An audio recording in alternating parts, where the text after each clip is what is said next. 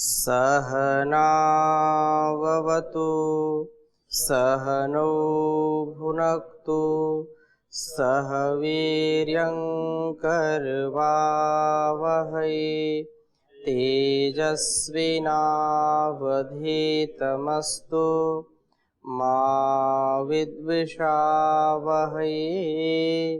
ओम शांति शांति शांति।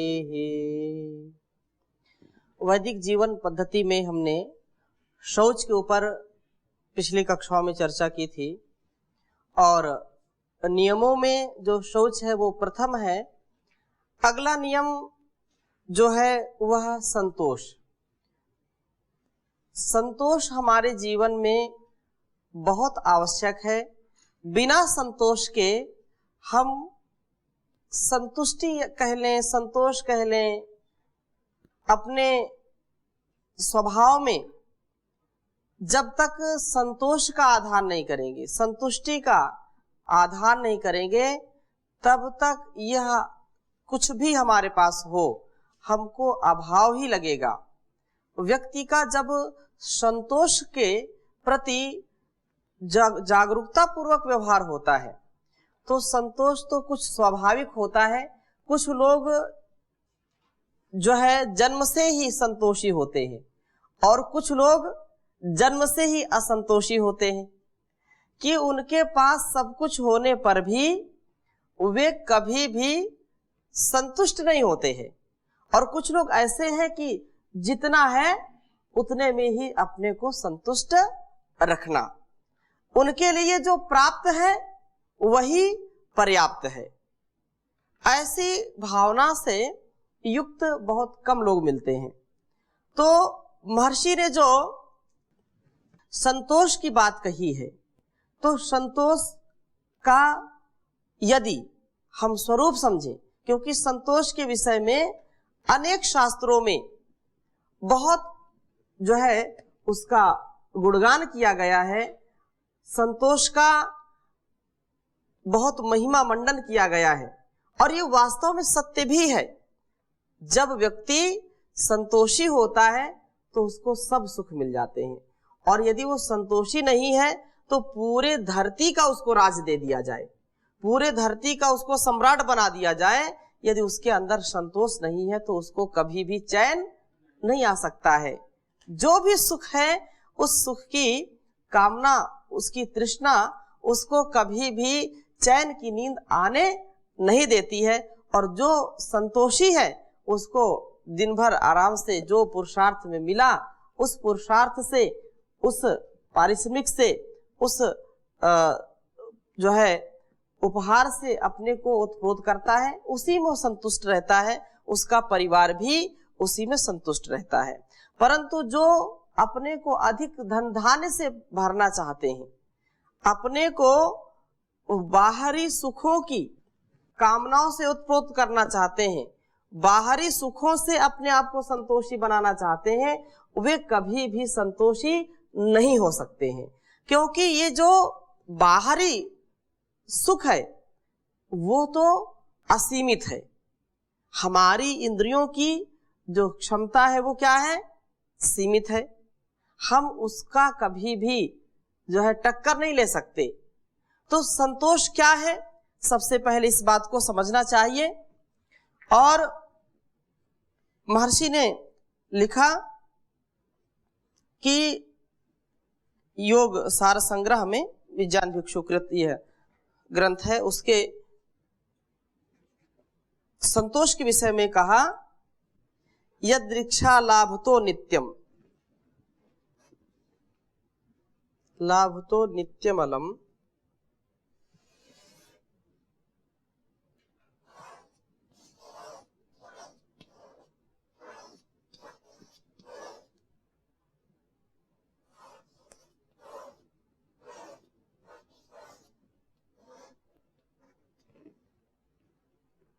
पुंसो भवेदेदि, पुंसो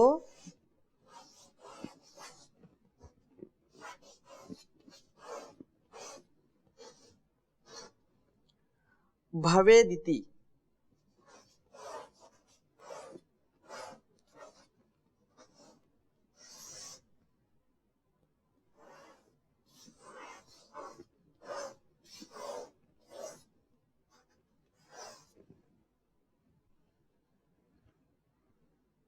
या धीस्ताम ऋषयः प्राहुः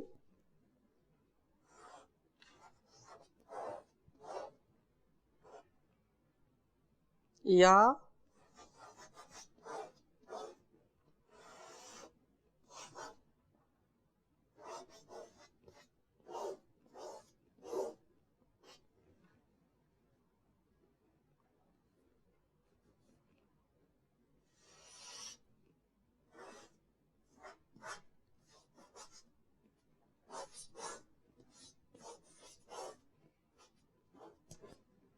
याधीस्ताम ऋषयः प्राहुः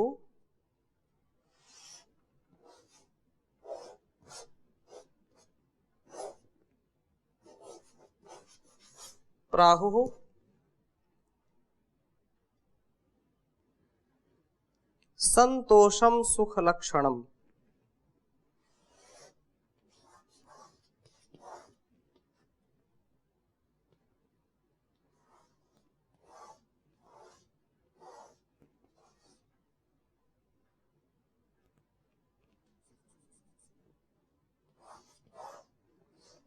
संतोषम सुख लक्षणम।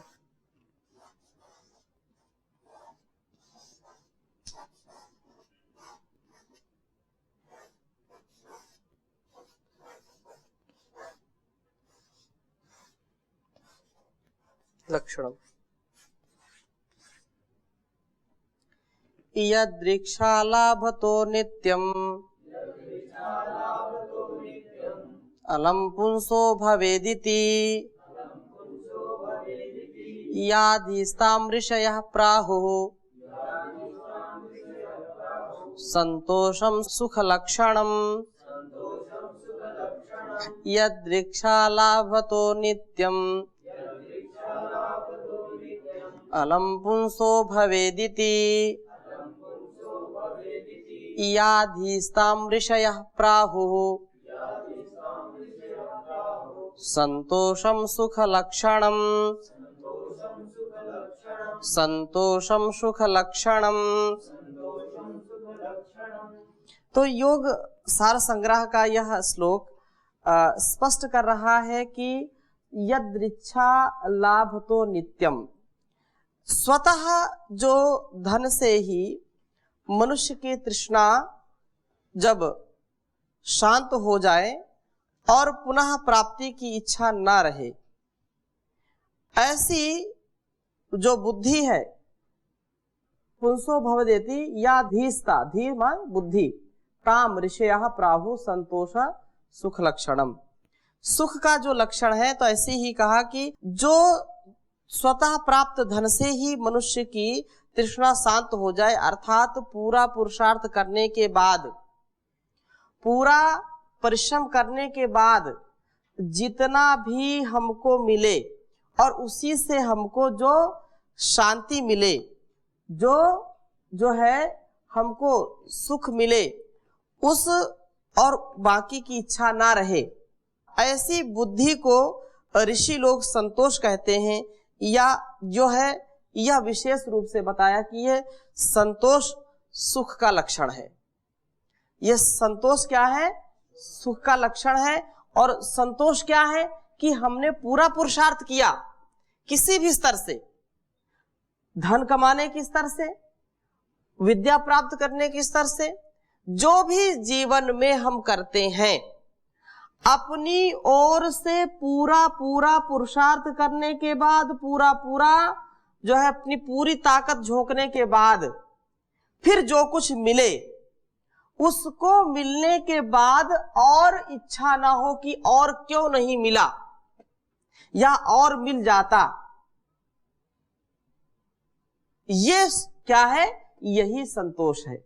और ये संतोष जब आता है तो वही सुख का लक्षण है, वो सुख का लक्षण है। और यदि पुरुषार्थ किया जो है 200 रुपए कमाने का, 200 रुपए मिल गए और ये मन में आया कि और मुझको मिलना चाहिए लेकिन मिला नहीं, तो फिर वो असंतोष है, उससे व्यक्ति को सुख नहीं मिलता है। फिर कभी कभी ऐसा होता है कि पुरुषार्थ खूब किया, 200 मिलने चाहिए लेकिन मिले 150, तो फिर कष्ट होता, अरे इतना तो मिलना चाहिए, फिर मिला क्यों नहीं, तो फिर उससे दिक्कत होगी, परेशानी होगी। उसको आप और अच्छे पुरुषार्थ से आगे कमाने का प्रयास करें तो वो निसंदेह है आपके आत्मिक सुख को बढ़ाएगा। क्योंकि संतोष सारे, जैसे मैंने कहा, पूरे संसार का कुछ भी व्यक्ति को मिल जाए, जब तक उसके अंदर संतोष नहीं आएगा, उसको अंदर से शांति नहीं मिलेगी, बाहर से उसको शांति नहीं मिल सकती है। कबीर भी लिखते हैं, गोधन गज धन वाजी धन और रतन धन खान,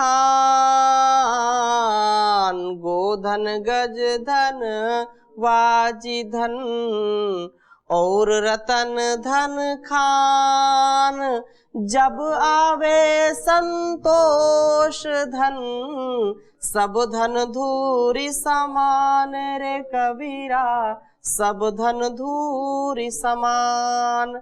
सारे संसार के हाथी घोड़े हीरे जवाहरात धन धान्य मिल जाए, लेकिन जब तक संतोष धन नहीं आएगा आपके पास, तब तक आपको उनसे कोई सफलता मिलेगी नहीं।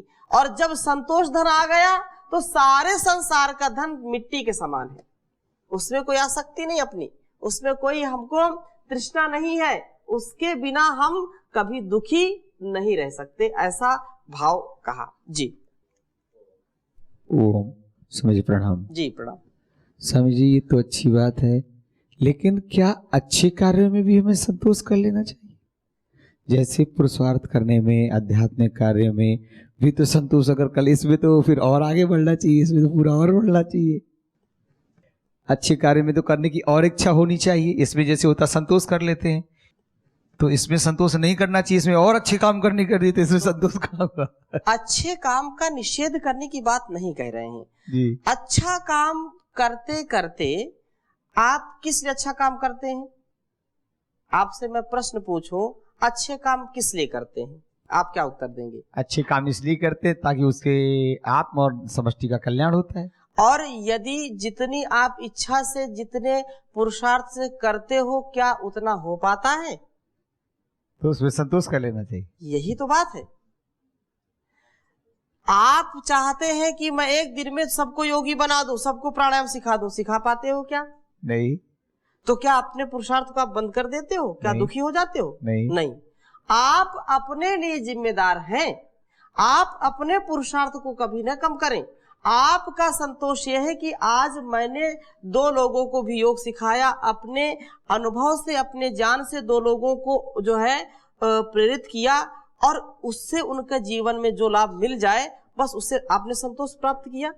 आपने 2 घंटे पुरुषार्थ किया, ऐसे करो, ऐसे करो, ऐसा खाना, ऐसा खाना, ऐसा नहीं खाना, ऐसा, क्या वो 100% आपकी बात मान लेते हैं? नहीं। और आपके मन में ये आए कि लोग बात तो मानते नहीं, तो क्या मैंने इतनी चीजें इनको बताई, 100 चीजें बताई और 100 चीज को तो इन्होंने पालन नहीं किया। आप ऐसा यदि मन में सोचोगे तो दुखी हो जाओगे।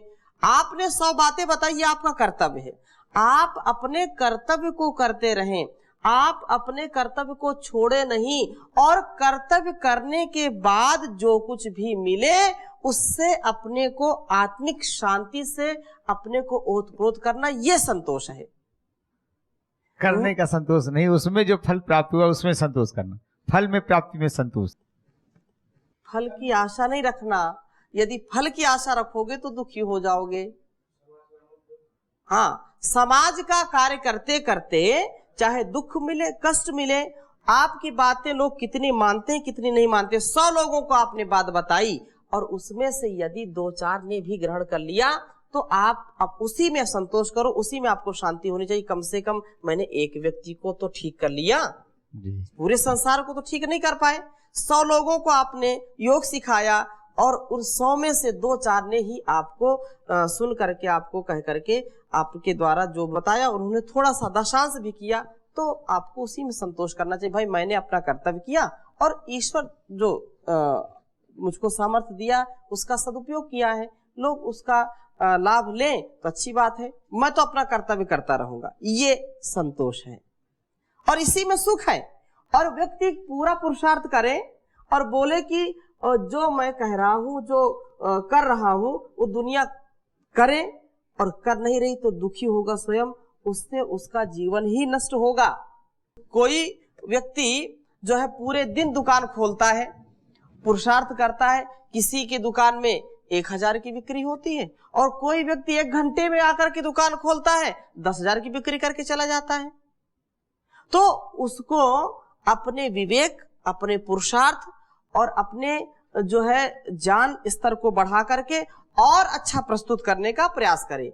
जैसे परम पूज्य स्वामी जी महाराज हैं, यदि वो 1 घंटे समय अपना लगाते हैं, किसी को योग आध्यात्म की बात बताते हैं, तो उसका प्रभाव ज्यादा है, क्योंकि उन्होंने अपने गुण कर्म स्वभाव, अपनी तपस्या से, अपने ब्रह्मचर्य से अपने आप को इतना ऊंचे उठाया है। हो सकता है आप 1 वर्ष जितना कार्य कर रहे हैं उतना वो महाराज जी 1 घंटे आकर के कर दे, वो कार्य सिद्ध हो सकता है, और आपका 1 वर्ष भी उस काम को ना सिद्ध कर पाए। तो ये अपने व्यक्तित्व को, अपने ज्ञान स्तर को, अपने तप के स्तर को ऊंचा उठा करके अपनी गुणवत्ता को बढ़ाने का पुरुषार्थ तो हमेशा करते रहना चाहिए। इसमें कभी भी किसी को हताश और निराश नहीं होना चाहिए। और विशेष बात ये कही है कि संतोष व्यक्ति का अनुत्तम सुख लाभ देने वाला है। यहीं पर आगे योग दर्शन में आएगा कि संतोषाद अनुत्तमः सुख लाभः। यदि संतोषी व्यक्ति है तो संतोष से सर्वोत्तम सुख की प्राप्ति होती है, और यदि संतोष नहीं है तो व्यक्ति को कभी सुख की प्राप्ति नहीं हो सकती है। सतु भवति दरिद्रो यस्य तृष्णा विशाला मनसि च परितुष्टे को अर्थवान को दरिद्रः। संसार में जो व्यक्ति संतोषी है उसको ही सारा सुख मिलता है। मनसि च परितुष्टे, मन की जब परितुष्टि हो जाती है, मन में कोई तृष्णा नहीं रह जाती है, तो कोई चाहे कितना भी धनवान हो, चाहे कोई वजीर हो, चाहे कोई फकीर हो, चाहे कोई धनवान हो, चाहे निर्धन हो, चाहे राजा हो, चाहे रंक हो, वो सब समान हो जाते हैं वहां पर। वहां ठीक है, कोई जो है बाहरी धन संपदा से युक्त है, कोई अंदर की संपदा से युक्त है, लेकिन अंदर की संपदा सर्वोपरि है। अंदर की यदि संतुष्टि है तो व्यक्ति निसंदेह उन्नति को प्राप्त करेगा, सुख को प्राप्त करेगा। और यदि अंदर की संतुष्टि नहीं है तो वो कभी भी सुख को प्राप्त नहीं कर सकता है। संतोषामृतम अमृत पानेन, बहुत उत्तम श्लोक है ये, योग सुधाकर विशेष यह है, लिख लीजिए इसको। संतोषामृत पानेन, संतोषामृत पानेन।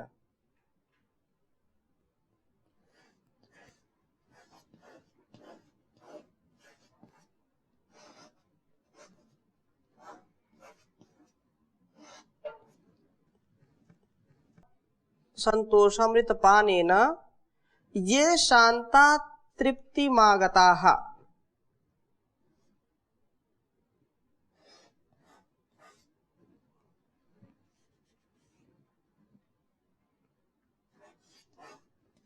ये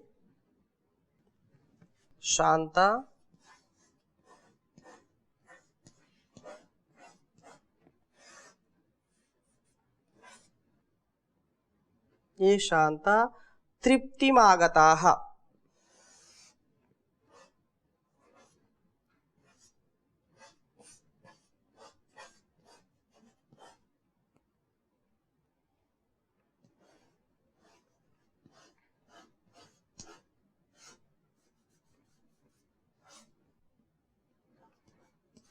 और आगे कहा, भोग श्री अतुला तेषाम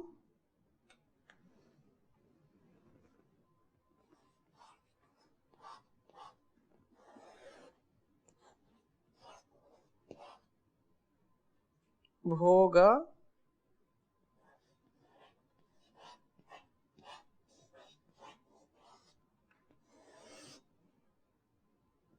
श्री अतुला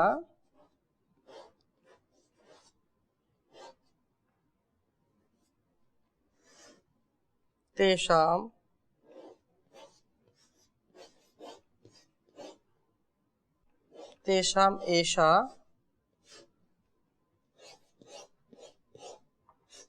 एषा प्रतिविधीयते।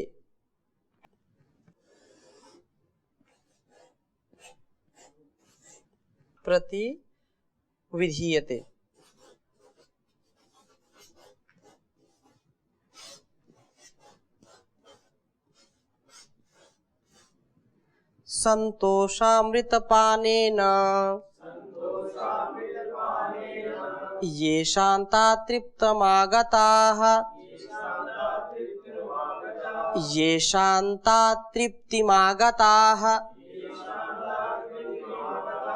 भोगश्रीरतुला तेषाम् एषा प्रतिविधीयते। संतोषामृतपानेन ये शान्ता तृप्तिमागताः भोगश्रीरतुला तेषाम् एषा प्रतिविधीयते।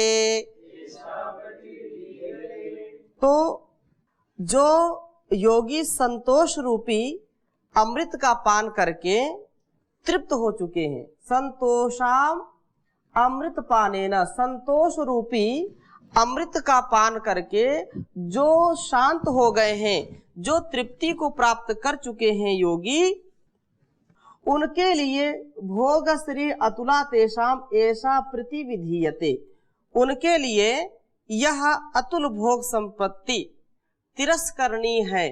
अर्थात जो अपने आप ही संतोष के सुख से अपने को ओतप्रोत कर चुके हैं, उनके लिए बाहर की जो भोग सामग्री है वह बिल्कुल तिरस्कार की योग्य है।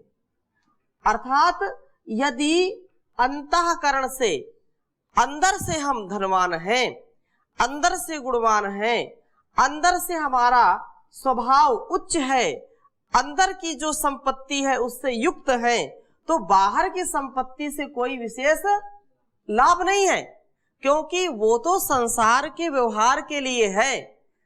अंदर का व्यवहार तो ज्ञान से, अंदर का व्यवहार संतोष से, अंदर का व्यवहार तप त्याग तपस्या से चलता है। बाहर की जो चीजें हैं वो तो हमारे को चकाचौंध कर देने वाली है। ये सारे संसार का जो भोग विलास है वह तो हमको अमृत को पाने में बाधक है। अर्थात हमारे अंदर की जो शांति है उसको स्थापित करने में वो बाधक है, वो जल्दी से अंदर की शांति स्थापित करने नहीं देते, वो अपनी ओर खींचते हैं। अंदर जो है गृह युद्ध चल रहा होता है, हर क्षण देव और असुर का संग्राम होता रहता है। हमारे ज्ञान का अज्ञान का, प्रकाश का अंधकार का, संतोष का असंतोष का, तृष्णा का अतृष्णा का, धर्म का अधर्म का, न्याय का अन्याय का, ये द्वंद्व छिड़ा रहता है, अंदर बिल्कुल चलता रहता है।